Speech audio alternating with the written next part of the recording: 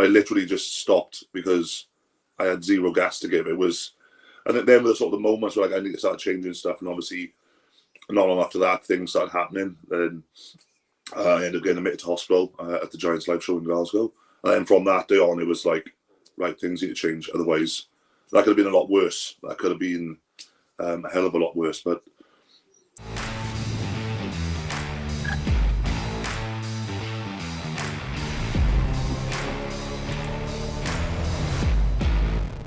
hey guys, welcome to Talking Strongman. As you can see, I'm joined by the glamorous, the one and only Gav Bilton, the man with the tash. How you doing, buddy? I'm all good, Loss. Thank you very much. Yeah. Right. Firstly, amazing performance last weekend at Britain's Strongest Man. You got to be buzzing after that. Yeah, it was a tough prep for the show and a stacked lineup, and it could have gone either way. I think with any of those athletes, they could have won. I was very, very happy. Obviously disappointed I didn't win. But I won't make any excuses. It just wasn't good enough on the day. Tom was outstanding. So was Luke. So was the rest of the field. But yeah, I was over the moon with my performance. Yeah, really happy. Just your progress over the last few years has been fantastic. I want to start going back a couple of years because you've been this big strong man. Obviously, you kind of burst on the scene. Won Wales Strongest Man, won UK Strongest Man, and you started getting to the Giants live shows and. Yeah, I spoke to you off kind of, a few times. It looked like you kind of stopped enjoying it and started putting a lot of pressure on yourself. Yeah. And then obviously you had, I hope you don't mind me saying, you had a heart attack a couple of years back. Yeah. And when you look at going from that to where you are now, it's an incredible story because you're kind of on the cusp now of being one of those absolute top 10 guys in the world. I'd say, I think this year that it's going to happen. You're going to be one of the best. Yeah, I think we spoke about it before, Lars, like off camera and just, when I come to train and things like that and do through texts, I got stuck in the belief that you have to be so big. I mean, when I first started the sport, I think it was like the last of the juggernauts. Like Terry was still around. You were massive. No, that's not an insult. You were huge. You had Yeah, it was. So I had like Eddie Hall, Brian Shawthorne, all these guys were massive. So I was like, that's where I got to be if I want to be. But like, it was just the era of the sport. There's still big guys around. That's not an insult to anyone then. But so I got stuck in that thing of I have to be so big. And then when I got the shows, I thought, for some reason, I thought I put so much pressure on myself for no reason. And I just wasn't enjoying it. Maybe because of my size, if that makes sense. Because obviously some of the comments were incredibly negative and I was getting very combative with it. And I thought, no, I'm gonna prove that big guys can still be around. And I think my first year at the Worlds, Novikov won it. I mean, and he was one of the smallest guys there, so it don't need to be that big. And suffering, I always call it like a diet version of a heart attack. It's called a myocardial infarction. My wife can't stand it being a nurse because I say, it's a diet version. It's just where the heart was working too hard and obviously carrying 200 plus kilos. And I think that year I'd done something like 13 shows or 14 shows, with like Wales Strongest Man, SCLs, or the Giants live shows. The world's strongest man, and you know yourself how much pressure you put your body through, and physically and mentally, I didn't feel right. Got that show. Actually, I was in a good position before I had the heart attack. I think I was top of the lead, and I was close to the top of the table. And it's the show that Evan and Tom dropped the stones as well, and I think quite a low number when the deadlift, and so I was like pushing myself as hard as possible, but it wasn't meant to be. And I remember speaking to the surgeon, and the first thing he said is like, you need to lose weight. Like I was 33 stone, I think. Wow. 40 pounds or whatever. So I changed my mindset, and I just got, Dale was still on board with me, so we just changed the way we were training. I got Diesel involved then, Simon Yates, to help with my nutrition, and just a different mindset. I mean, we spoke before about how bigger is always better, and in 2 years, I've lost 7 stone. So I'm still very heavy. I'm still 26 and a bit stone, but I'm not 30 plus stone, and I'm stronger than I ever have. And like you said, I think on Saturday after every event I started smiling because I was just happy. I wasn't blowing. I didn't look like a mess when you're on the big screen. You just look like, you're like, and I know I was big and it was just uncomfy, but I thought that was the way to be because I was strong, but it wasn't linear. I was just strong. If I was strong for my size, I would have been like the strongest man on the planet, if that makes sense. If I was, all that muscle was being used properly, I would have dominated, but I was just too big. And I think for men, we incredibly proud, and we were stubborn, so I didn't want to back down. But then obviously I had to learn the hard way, and I got my ass kicked. But now I'm lighter. I won't say I'm leaner, but I just enjoy it. I'm just happy. I love training. I never used to do my cardio. Dale knows this. I would have said, I've done my conditioning. Maybe like, I can have a video of like, I forgot to record it. But now I know that if you want to be the best on the planet, you have to be able to lift heavy weights and move. So it's just the mindset has changed. My diet's changed. My training's changed. And I just enjoy it. I absolutely love it. And I do compete a lot. I competed a lot last year because I love competing at these shows. They're amazing. Why, if you were a fighter, you'd want to fight all the time. If you're a golfer, you want to golf. Tennis players play tennis all year round, and it's a brutal sport. So people do say I do a lot, but I just love it. I think my body, the way Dale structures my training, I just enjoy it. And yeah, I just absolutely love the sport. You can just really see that. And, you spoke about losing the weight, but you've got stronger in that time. You definitely got fitter. I mean, I remember watching, I think it was a competition, Giants Live in Manchester. And, no offense, but it came down to like a farmer's walking to a drag. And it just looked like you gave up. I don't know if I couldn't breathe. I think it was me against, I can't remember who it was against. And we were both just laughing. We both just ground to a halt. And I remember coming up on the big screen, barely, and I was just out of shape. I was like white in the face. I literally, I know it sounds like, it was just like, give up. I had no steam. And the farmers, I think, are like 160, so that's quite heavy, 20 meters. But now I could do that sort of thing quite easy. But I literally just stopped because I had zero gas to give. And then were sort of the moments where I need to start changing stuff. And obviously, not long after that, things started happening. And I ended up getting admitted to hospital at the Giants Live show in Glasgow. And then from that day on, it was like, right, things need to change. Otherwise, that could have been a lot worse. That could have been a hell of a lot worse. But yeah, I remember watching that. It shows how that kind of mindset has changed, though, because you look at the medley that we did at Britain's this weekend. You look fresh after it. It was every event. I just felt like it was. You know yourself. It's tough whilst you're doing it, but then as soon as I finished, I was like, actually, that was okay. Like, it's not hard. It's hard for them, like 20, 30, 40 seconds, the deadlift for stuff. But it just felt. I feel good. I can go as hard as physically possible. I'm just like, that's all right. And like the energy levels didn't drop. It was the same last year at Britain's. I just I think even with the mistake of the sandbags, I'm a bit gutted, and then just start laughing. And as I walk off, Hicks, he was like, "Hey, why aren't you smiling?" I was like, "Oh yeah." I mean, like, I don't know why. I don't know why. Yeah, so I'm happier and just at a really good place, like physically, mentally. And the crowd's amazing, and like I never say it, but being like, you'll get a good reaction from them. I think, well, why not? I have to perform because they've paid good money. Like yourself, you were incredibly popular and still are today, and you just put on a show because that's what we are, we're showmen, and they pay money to see big dudes running around lifting heavy weights. Like, I've got to say, you are exceptionally popular at these competitions. I mean, you get a hell of a pop when you come out, and I know, like in the meet and greets, everyone wants to meet you, but you can just see that confidence in yourself. Like, we were at the VIP meet and greet before the competition on Saturday, and just your answers. I'm like looking at you just from the back, thinking this guy believes he can win this. It's no longer like at one stage it looked like you were trying to say the right things. Yeah, but your face kind of hid how you really felt, or kind of told how you really felt. Whereas now your face kind of says, "I'm one of the best," and you believe it, and you can see from the results, mate. Definitely. When I was a lot heavier, a couple of years ago, I was just trying to be that guy, trying to say the right thing. But deep down, I knew I was like, I'm not strong enough. I'm not fit enough. Or I was strong enough, but I wasn't fit enough to put it down. Like, I just didn't have the gas tank. Like, I would press numbers in the gym. I get to a show, and then I'd be like, I'm running out of steam fast. And then after event 2, 3, and 4, I'd be like, I'm done. So when I get to the meet and greets and before, I just say things because that sounded right. But now I'm always incredibly humble. I think you have to be. I know I train hard. I know Dale pushes me, and I have a great, circle of friends. I think, you have to have the right people around you to tell you that, you're not working hard enough. If you have a bunch of yes men, you get to a show and you get blitzed. You're like, oh, well, what's going on? You start blaming everything except yourself is us.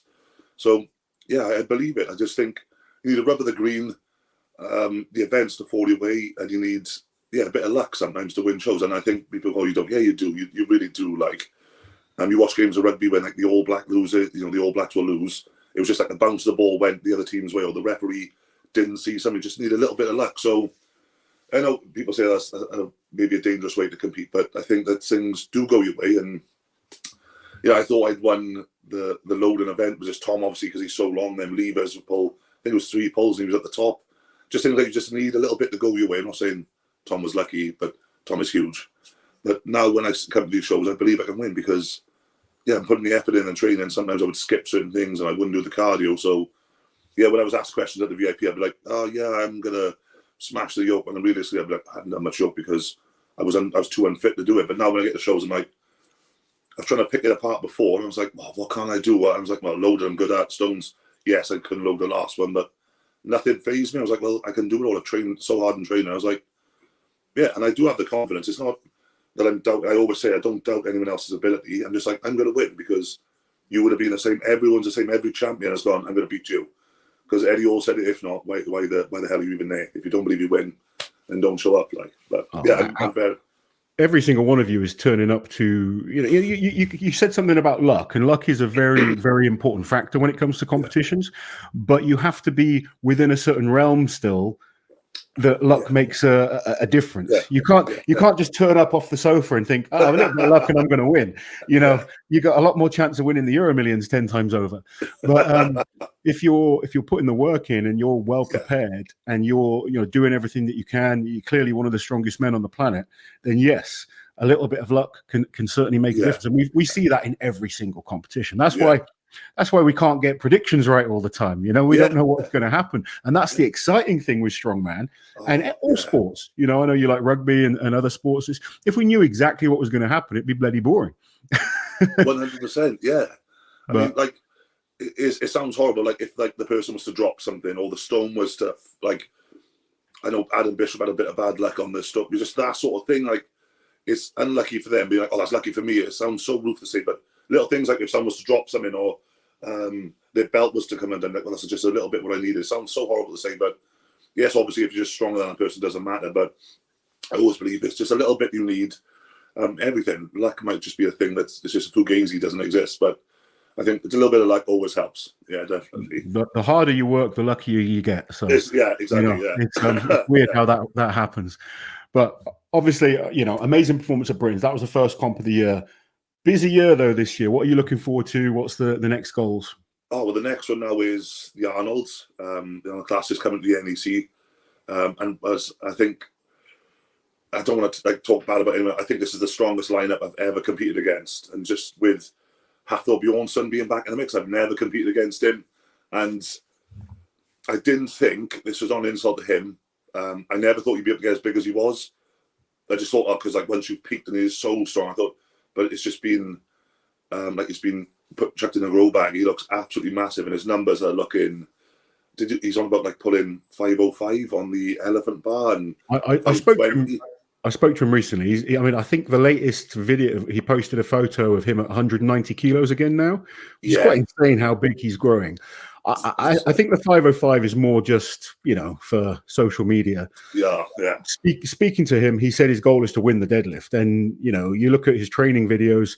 He's certainly going to be one of the favorites for the deadlift. Oh, definitely, it's incredible. But that's just down to the pure testament of the man that he said he wants to do something, and you don't win the world's strongest man, you don't win the Arnold Classic multiple times by just pure luck. He's just come back, and I'd love to see him back at Giants live shows, but. Yeah, we all know that, but I mean, why wouldn't you want an athlete of that caliber back? I mean, it's terrifying. If you were Hathor, and I've spoken to him about this because I'd love to see him do the deadlift world championships. If you were Hathor, wouldn't you kind of think, I'm going to shut everyone up?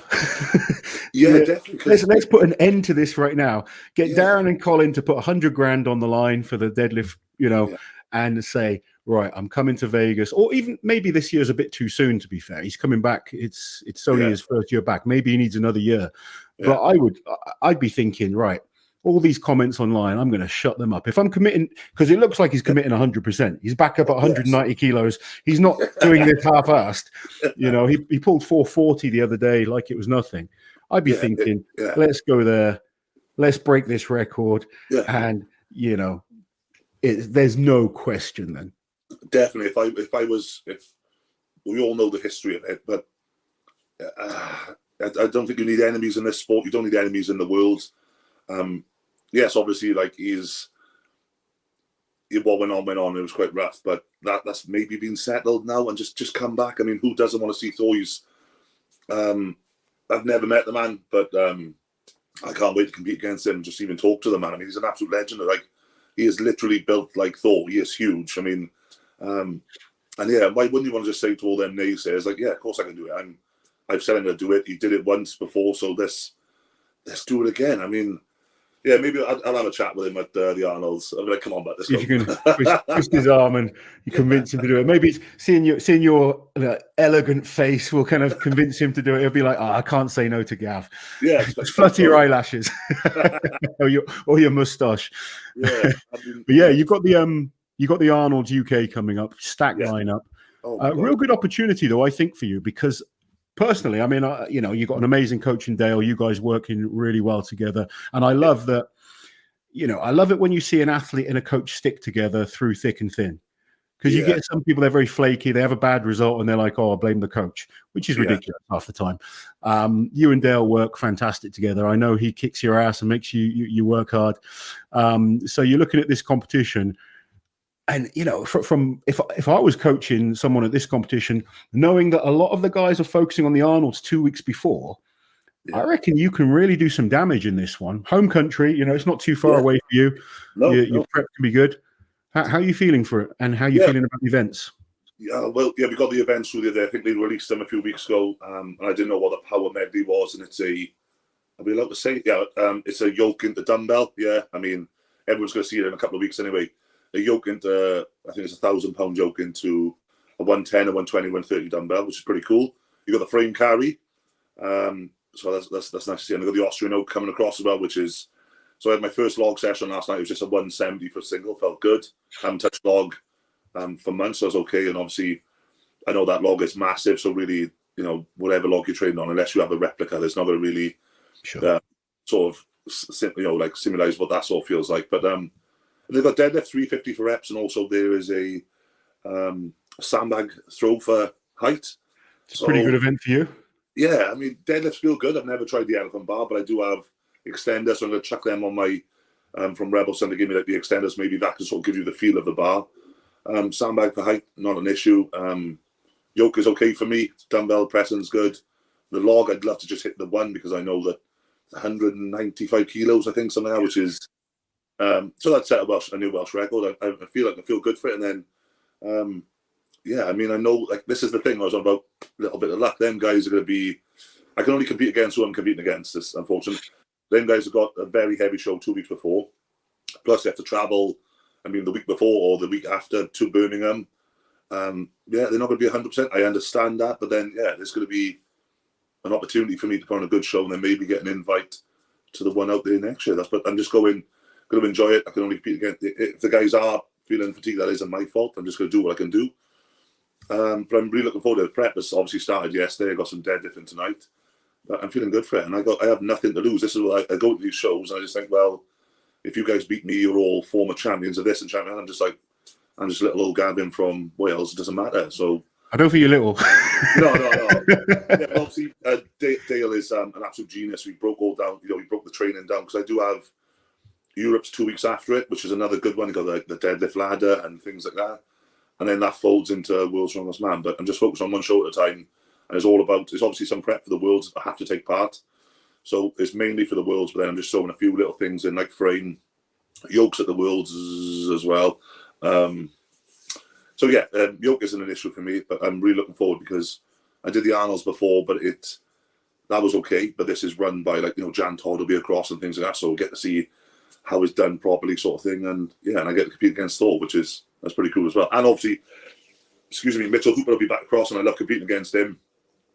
I just think, I know he coaches. I think he's I don't know how you'll take it. I just think he's a freak. I don't think he doesn't look that big. Yeah. But he is big, and then when you see him, you're like, oh fuck, you are actually quite big. And that's not an insult. But then the way his mindset is something that I think you should try and replicate, because it's just he smells blood and he goes through, he's like a shark. He has no fear of anyone, doesn't care for reputations. But then as soon as he finishes, he's one of the most humble. I think he gets a lot of stick for his confidence, and I just think his confidence and arrogance is a fine line, and he walks it perfectly. And I just love how he conducts himself.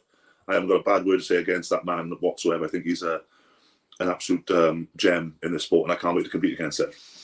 Oh, I think you guys are going to have some epic, competitions this year. Yeah. I mean, like you say, real super busy. So you've got the Arnold's UK. 2 weeks after that, you've got Europe's Strongest Man. Literally 10 days after that is World's Strongest Man. Yeah, we fly out 10 days after. So yeah, it's quite tough for athletes. You know yourself, Loz, when these shows get thrown together, I guess. But I just love competing. So people said there's a lot. Dale said that you're going to be happy with this. I was like, yeah, because I'll just manage it. I'm not just taking up the space and going, oh, I'm going to have a go. I'm going to win the Arnolds. I'm going to win Europes. And then I'm going to relax and recover as much as I can. I'm going to win. Everyone will be feeling fatigued. Because I know Tom isn't doing Europes, but he's going to do the 2 Arnolds back to back. So, yeah, he won't have Europes under his belt, but he's going to be very tired in himself anyway. I mean, yeah. So everyone's going to be fatigued. No one goes into the Worlds. You know yourself from first hand. You don't go into the Worlds. You think you're 100%, and then you realise that actually you train so hard, the travel takes it out of you, and all things factors add up. That's why this sport, like you said, is so exciting, because you can't get predictions right. Because if someone makes a mistake, that's where that experience starts to come into play. Because you'll see a lot of people sat at home. They maybe do strongman at a lower level, but they haven't competed at those big competitions, and they don't realize how hard it is to travel to the competitions, do all the stuff that you have to do before the competitions, cope with all the stresses, make sure your food's okay, doing all these things that throw you completely out of your normal routine. It's not as easy as people think, and you've got to be kind of relaxed and just deal with it. You can't get stressed about it, because that makes things worse. Yeah, if you start, I have a thing like I used to say in the army, like if you're on exercise or when I was on operational tours, and you just feel a bit near, you look to the left and right, and the guys are in the same trenches as you. So you're like, he's having a shit day, he's having a shit day. So it's like, if I was to moan, I'd be like, well, someone maybe have travelled from Iceland, or where Ian Bibby travels from. I mean, it takes you 12 hours, but guys and girls need to understand that, the show is tough, but the 3 or 4 days before you're travelling, maybe 24 hours, and you have to get the hospital and get the hotel, and then you have the jet lag set in just before you compete, and you're like, oh, that's great. And then your sleep patterns all messed up, and then, yes, the food is nice and the hotel's courses, but then it's like not what you've been eating. Like, I mean, if you're Brian Shaw, you fly like half a ton of bison out with you. I mean, but it's absolutely ruthless. There's so many factors, and then what grips me will be someone like, oh, so and so is not performing. You're like, yeah, because maybe he lost his kit, or maybe he got hurt so late that he didn't have time to recover enough. And they're like, oh, well, he's a strong man. I was like, yeah, but I'm still a human being. I mean, it's still. I think often people don't realize these factors. And even like, I was thinking, you said you didn't do the last stone at Britain's this weekend, but you've got to look at the accumulative fatigue of the 5 events that you did. And when you look at everyone's stones were lower than they would have been in, say, a different competition, where you've gone through that ridiculously heavy deadlift for reps. You've gone through the axle, which is massively taxing on the back as well. The loading event, the throwing, all these movements are draining your body. And it's easy for us to sit at home and say, oh, yeah, I can do that. There we go. Yeah, I was just saying it's easy to sort of sit at home and say, oh, I've done a 200 kilo stone or something like that. Because I had people messaging me before the competition about other athletes saying, oh, they're going to challenge Tom on stones. I'm like, you guys, I've done a 230 kilo stone in the gym, and I've failed a 160 stone in a competition before. Yeah, it's just like you said, it's the show just catches up. Like I spoke to Magnus Magnuson and Bill Kazma at breakfast the morning after. And they just said, oh, what happened with that 200 kilo stone? I was like, I just ran out of steam. I literally gripped the stone. As I come off the floor, I was like, I literally physically can't. Everything just shut off. And I think if I'd forced it, as I come off the floor, I was like, this is going to be a lift that I don't want to do, because my body's saying no. And I think I worked the points out beforehand. I was like, I'm kind of okay. And Shane Flowers did me a favour by not loading his 200. Luke did me a favour by beating him. So that's a little bit of luck I was on about. And then when I've always said it, I'd love to beat Tom on stones. I train stones so hard, but the only person who can beat Tom is Tom. I watched him at Glasgow, and they interviewed me before. I'm like, oh, will anyone break the world record? I went, no, not a chance today. And then Tom went on to like 19 seconds. I was like, oh, he did. He got. It's like, wow. But Paul Smith said, oh, well, just to keep you okay. Tom had to lap the 200. He didn't one motion. I was like, oh, that makes me feel a lot better. I think Tom's time was 23 seconds, but that's actually slow for Tom. Yeah, it showed that even he was struggling when it came to the stones. Yeah, it was brutally heavy. Even the sandbags, it's all going through the posterior chain. Takes so much out of you still in the sandbags, especially after he did 5 reps at 400 kilos, which should be a session alone if you're going to do something like that. Then 160 axle, a decent move-in event. Not for him, as in like it was heavy, but maybe he could have pushed it a bit more with the certain weights. But yeah, it's just sheer fatigue, and I literally, like, the 180 felt so heavy. I think it slipped as I got it up as well. So when I got the 200, I was like, nah. I was like, oh, maybe I looked at the tacky. He had plenty of tacky. I was just like, nope. I was like, that was not happening today. But yeah, people will make comments, go, well, but I one motion this, or he's done that. I was like, yeah, but you have to understand that after a 400 kilo deadlift, or when it's the 5th event, nobody's running at 100%. I don't care who you are. No, like, it shows that Tom is even human because he had to lap the 200 kilo stone. Like, yeah. Well, interesting thing, like the Giants live shows are super fast paced. But you've got some good experience now of doing, like, you've done the Shaw Classic, you've got the Arnold UK's coming up, you've been at World's Strongest Man. How do you enjoy the slower format, or do you like the fast pace of the Giants live show? I think Giants live show is how shows be done. That's not to insult any other show, because I understand their formats are different, but I enjoy it because you don't get a chance to sort of switch off. It's just one into another. I think between the deadlift and the pressing, I had 15 minutes, and I sort of just, yeah, that's fine. Like, it did not. But when I first got there, and I was big Gav, fat Gav, I hated it. I was like, oh my god! But it's because I was going up first, and I was like, I haven't got any. Like, I think some of the guys who missed the deadlift got 1 rep, but like, they were almost pulling the deadlift suits off, and like, you got to go. And I tried to just say to a few of the guys lashing it, so I was like, just embrace it, because you ain't gonna be able to slow this down, and the more you think about it, the worse it is. Just get it done. So I was lucky I was going out quite close to the top. But I enjoy the fast-paced shows. I don't think you have time to think about it, in the sense that you're just like, let's get it done. Like, I have Simon in my corner, you've met. I think he's great for it, because Lee will go to him and tell him everything, and then Simon's just like, right, got 15 minutes, Gav. I took the suit off, a few warm-ups, and I think after a 400 kilo deadlift, I think everything's warm anyway. Or you only need a few yourself, only a few presses of something, and your body's ready to go. I think after that, I stopped warming up for anything. I was just like, if the loading, I didn't bother. For the throwing, I didn't bother. And obviously for the stones, you don't. But I do enjoy a fast-paced show. I understand if there's more athletes at certain shows, or they just run it differently. But I think if you get to a slower-paced show, then it's a little bit easier, because you can just, like, you don't mentally switch off. I keep myself focused anyway. I just put my headphones on and just I listen to whatever I listen to. But I think Giants live shows have got a spot on. Yeah, it is quick way to, but I love it. I think that's part of the challenge. I just think, and also people have paid money to see you. They don't want to be sat in the crowd, listening to Colin Bryce spin a yarn. I'm joking, but I think people have paid money, and after like 4 hours, people will start to switch off themselves. So unfortunately, you're there to perform, and if it is a fast-paced show, then I think Conor Curran asked at Glasgow, he's like, is this how shows are done? I was like, yeah, mate, that's like, wait until Britain's, it gets even more, because everyone's like chasing it down, everyone's fresh, so it's a lot more savage at Britain, because it's Britain's strongest man. But yeah, unfortunately got injured on the weekend. I've already spoke to him, but I enjoy a fast-paced show. I just think it's, you feel at the end of the show, you sat in them chairs and sign autographs, and like, oof, and then, but if you have a trophy sat next to you, it makes it a little bit easier. It's funny, though, because like, being an old kind of competitor, I kind of, obviously I understand how they all work. And now listening to you, you've just got that experience, and you can see you've gone through that kind of stage of, I get young guys all the time wanting to do a Giants live. I'm like, yeah, if you get the opportunity, do it. Yeah. Don't expect to go and win it. Just go there, learn, put on a performance, be respectful to all the staff backstage, put on a show for the crowd, and gain that experience. You're not there to win your first Giants live. I mean, people see Mitch Hooper and he's a freak of nature. You got to forget about Mitch Hooper sometimes and understand, for most of us, it's it's almost like a process that you go through. Yeah. It's an apprenticeship almost, is probably the best way of looking at it. Yeah. And now you've gone through that stage of, oh, damn, this is fast paced, to now you're like, all right, I know how to pace myself. Now I'm starting to get the results. Now I get a little bit longer rest because I'm getting those good results. You're getting the trophies.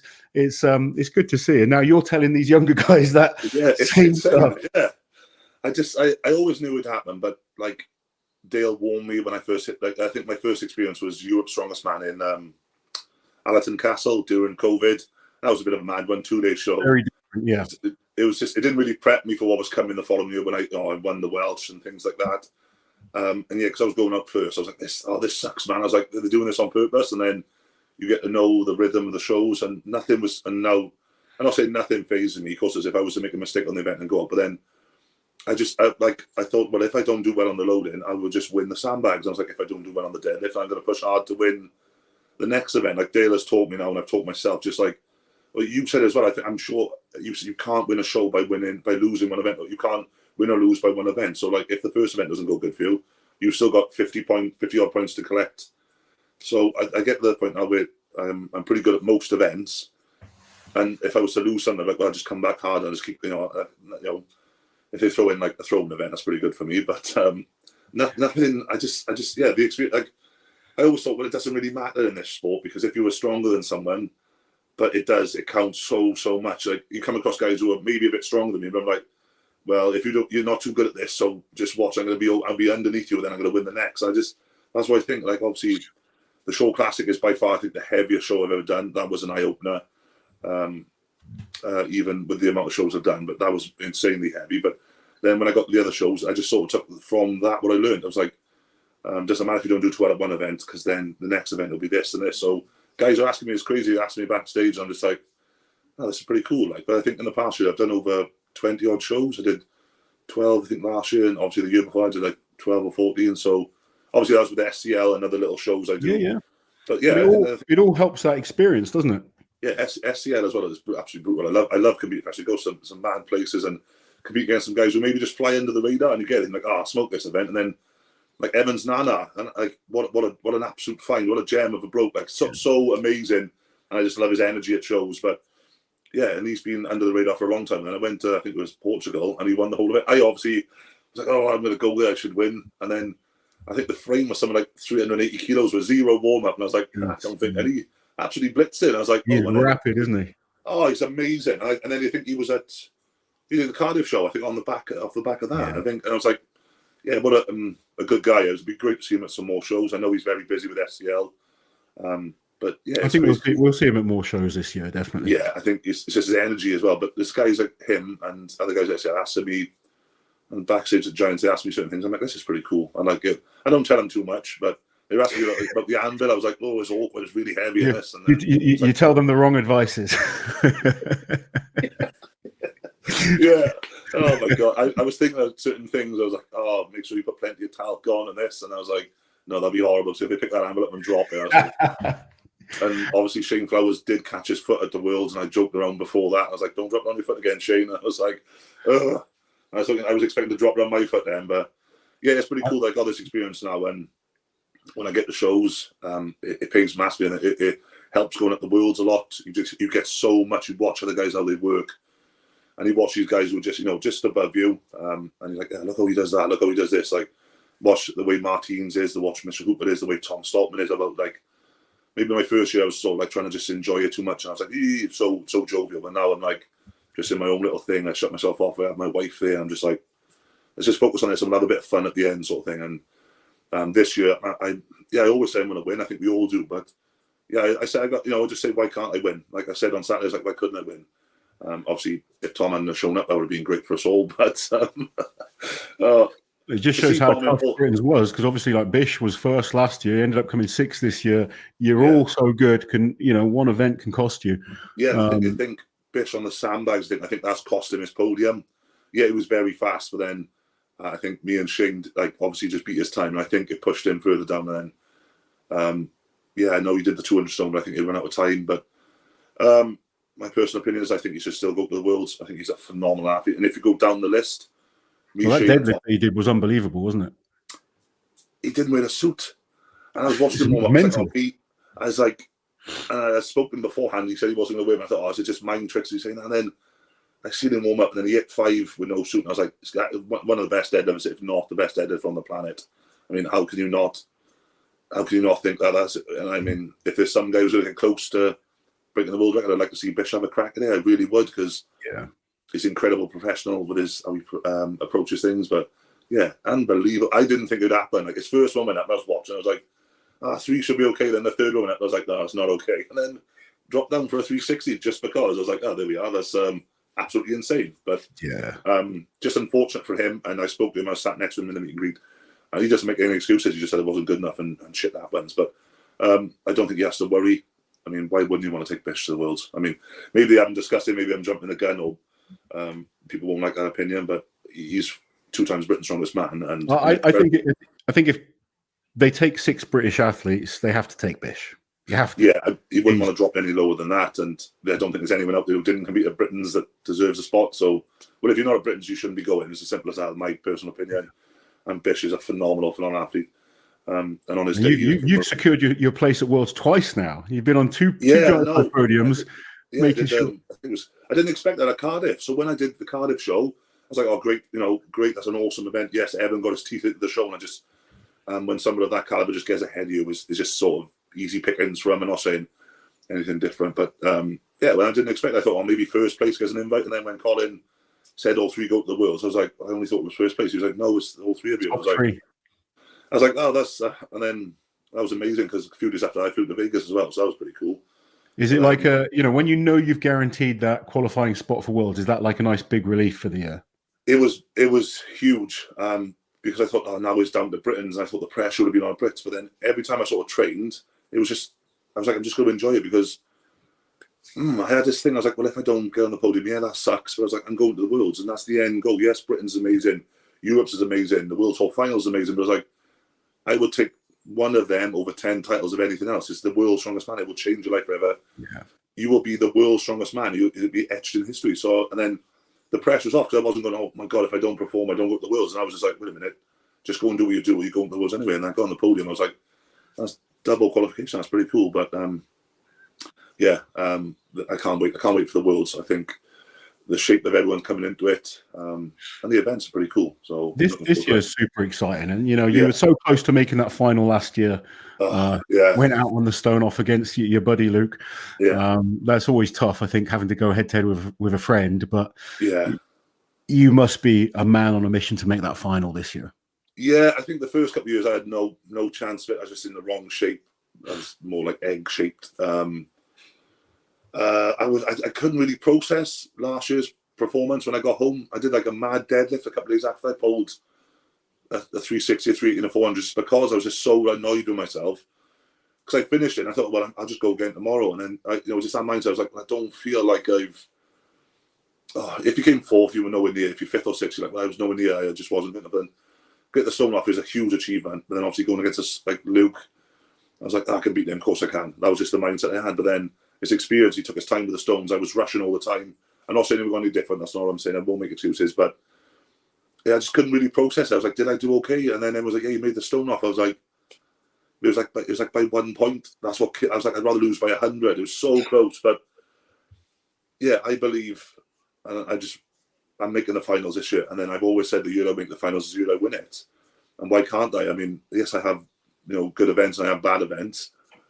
But so does everybody else. And you've certainly minimised those bad events. I've been impressed by now you're a much more complete package when you come to competitions now. Yeah, because everyone loves lifting heavy, big deadlift, big squat.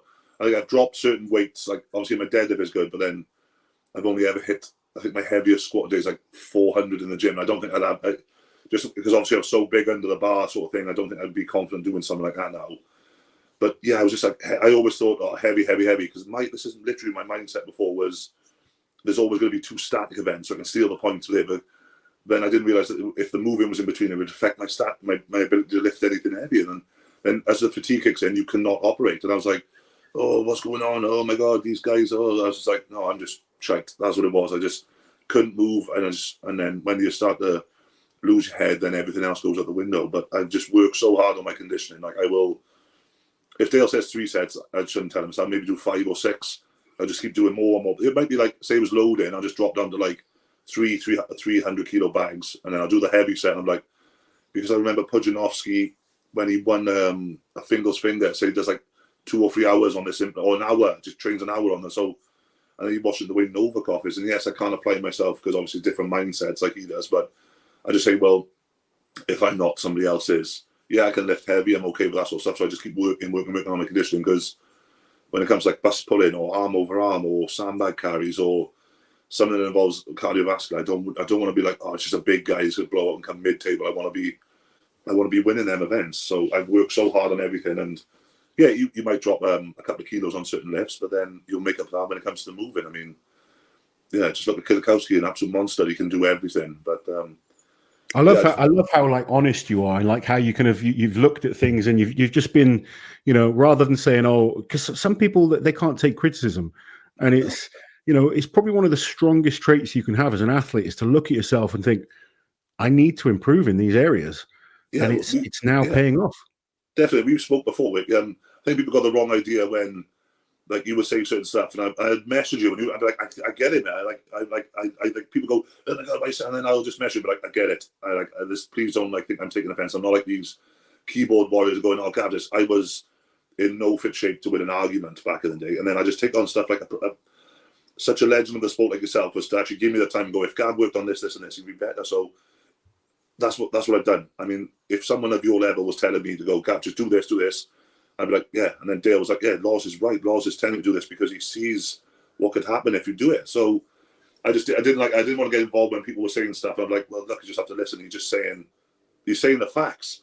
And I've been honest with everything. When I was a rugby player, when I did a bit of boxing, if I was late to a breakdown, I'm like, right, I need to work on my position. I need to do this. If I'm missing tackles, I need to be doing this. Or if I'm getting like a couple of more, if he's landing more shots than me in this round, I need to work harder on this. So when I was boxing, I'd speak to my coach about it. When I was playing rugby, I'd go and just talk to the coach and right, what can I do to improve? So Dale was like, just keep working harder. And eventually I was breaking because I said at the end of Britain's Strongest Man that I won't stop until I win. It's just like, I feel great. I'm 35. Like, I sat next to Mark Felix and someone said, do you feel old? I was like, absolutely not. I was like, he started at 35. So I was like, I don't feel old.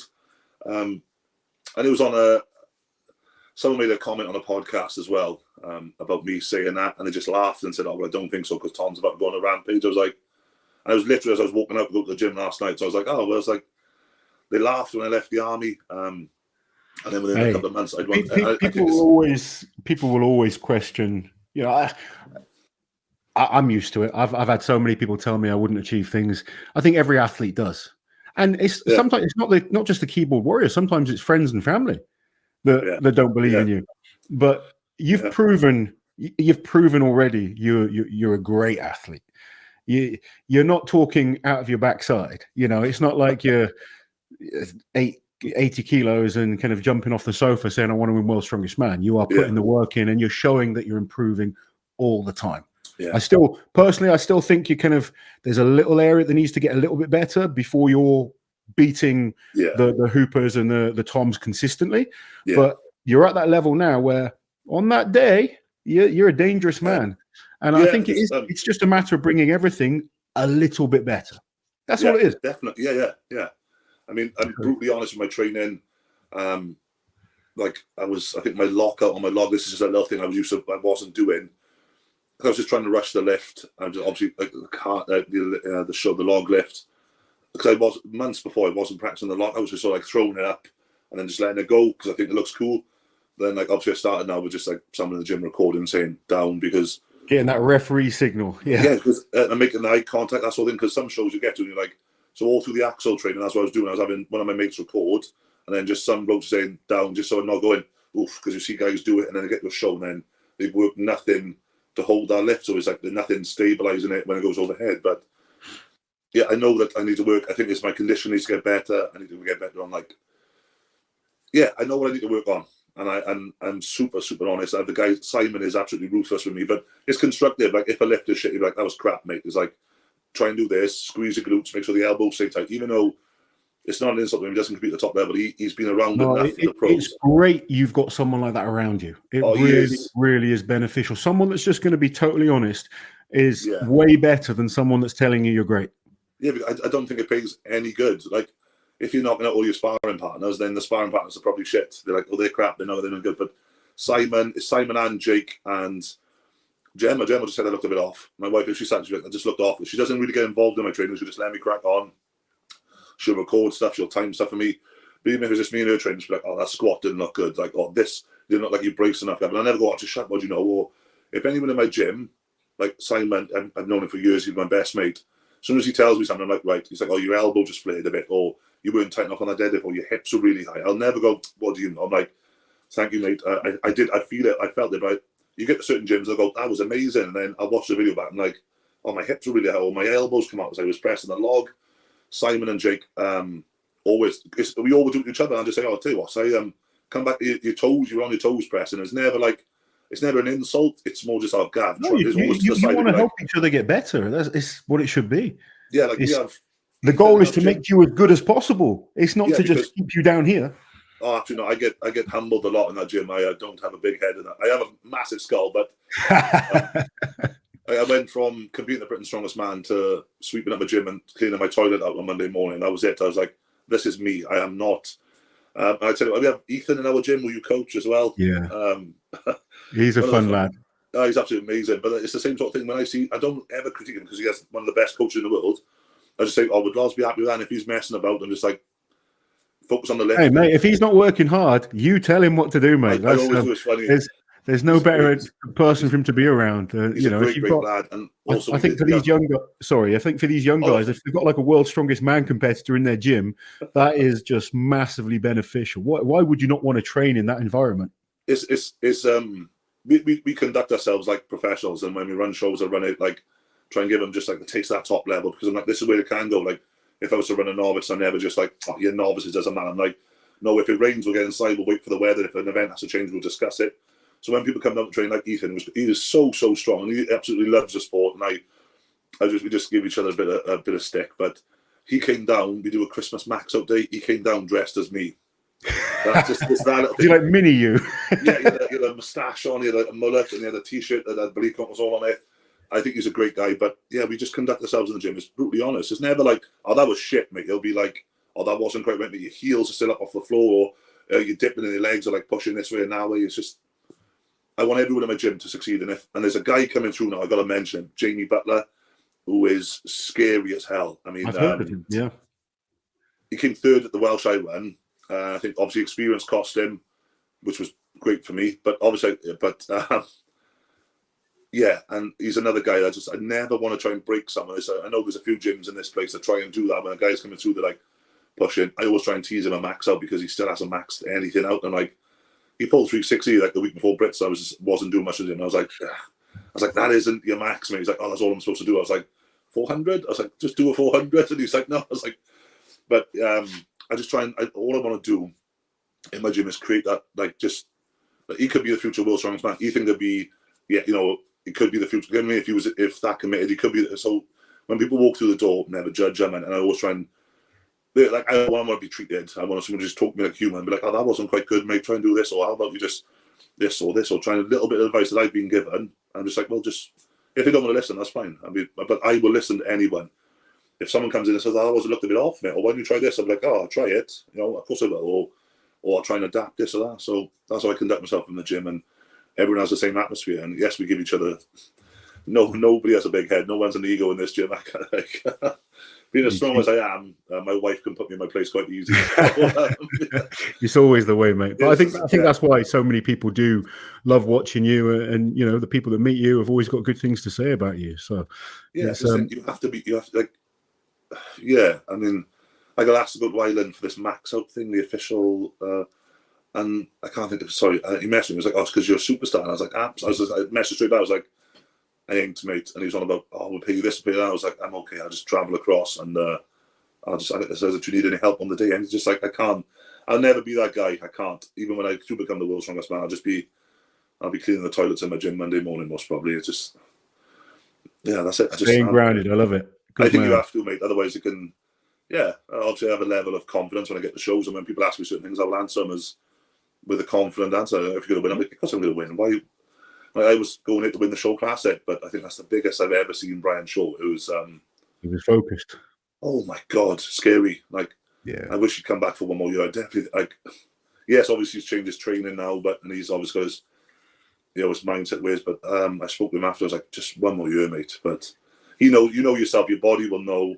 I think for Brian, it was like such a hard last push. Like, yeah. You know, he knew that it does get harder when your body's hurting, and you kind of, you know, it's not the same as when you're kind of on the way up. But unbelievable strongman, Brian, and it was a good way to see him go out. One more thing before we kind of wrap up, because I don't want to take up too much time. You got deadlifts today? Did you say? Yes, deadlifts. Yeah, good stuff. If you could only pick 5 exercises to do in the gym to help in strongman, what would your top 5 exercises be? Not strongman events, just 5 gym lifts. Definitely put the deadlift in. Yeah, squat in. Overhead press. Yeah. I It's say a hard. lot. Yeah, I say a lot of conditioning. If you're like, like maybe conditioning, you always have to be, if that's a thing.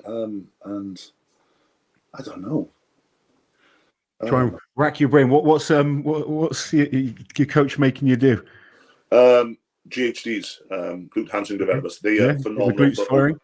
Yeah, they're phenomenal. Also, there's things you can do with them as well if you have the machine to help you pressing as well. So, no, me and Dale and Tom Hibbard are massive on them. I don't want to get coached by Tom Hibbard, but they're probably there. Let's go squat, deadlift, overhead press. What else? Like conditioning, definitely conditioning. If that, like running on a treadmill, and then hamstring glute development, definitely. Yeah. Awesome. There you go, guys. Top 5 tips from Gav Bilton to get you strong in the gym. Gav, thank you so much for chatting to us. It's been a pleasure. Thank you, Lars. It's been amazing. Loved watching you last weekend. Best of luck for this year, and I'll see you soon, mate. Take it easy. Thank you, mate. I'm trying to help.